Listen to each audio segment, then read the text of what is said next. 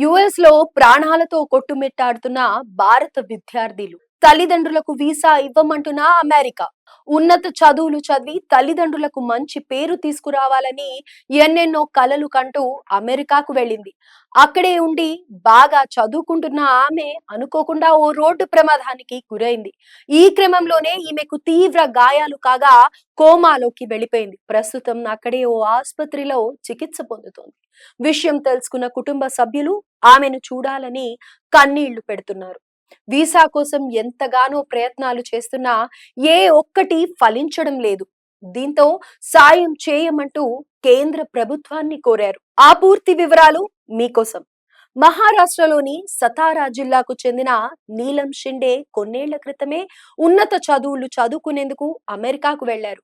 బాగా చదివి తల్లిదండ్రులకు మంచి పేరు తేవాలనుకుని నీలం షిండే బాగానే కష్టపడుతోంది. కానీ దురదృష్టవశాత్తు ఫిబ్రవరి 14వ తేదీన ఆమె కాలిఫోర్నియాలో రోడ్డు ప్రమాదానికి గురైంది. వేగంగా వచ్చిన ఓ కార్ నీలం షిండేను ఢీకొట్టగా తీవ్ర గాయాలయ్యాయి.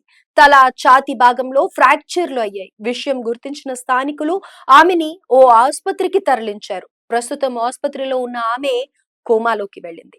ప్రమాదం జరిగిన 2 రోజుల తర్వాత నీలం షిండే రూమ్మేట్ మహారాష్ట్రలోని ఆమె కుటుంబ సభ్యులకు సమాచారం అందించింది.